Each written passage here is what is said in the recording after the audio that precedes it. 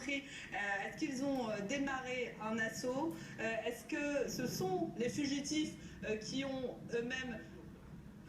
On va demander l'éclairage de Christian Proutot. Mais pour l'instant, ça vient de s'arrêter. On a entendu, je vous le dis, des tirs d'armes lourdes, des tirs répétés, très rapprochés, une sorte d'explosion. Et c'est pour l'instant tout ce qu'on peut vous dire parce qu'on se trouve quand même assez loin derrière exactement cette imprimerie où sont retranchés les deux fugitifs. Nathalie, on aperçoit quand même une épaisse fumée qui s'élève de ce bâtiment. Encore une fois, de cette imprimerie où sont retranchés les frères Kouachi, de fortes détonations, des tirs de rafale d'armes automatiques et maintenant silence depuis 2 minutes.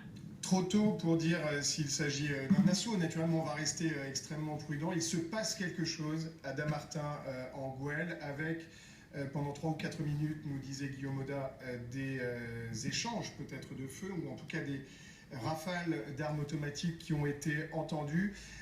Depuis 2 ou 3 minutes, il ne se passe plus rien. Guillaume, est-ce que des véhicules de sécurité ou des forces de l'ordre sont en train de se déplacer en ce moment dans la zone où vous êtes ?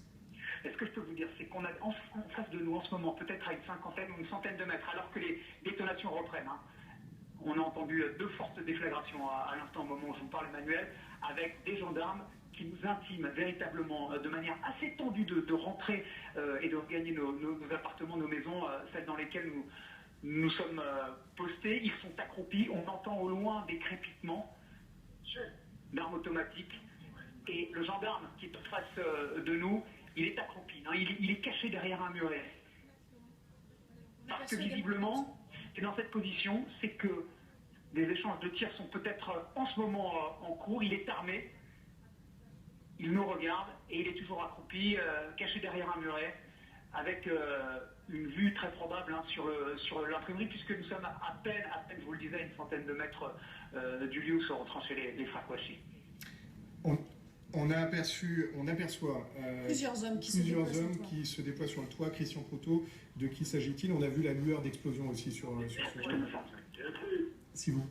Je pense que ce sont les hommes du GIGN, du groupe d'intervention. Ça pourrait ressembler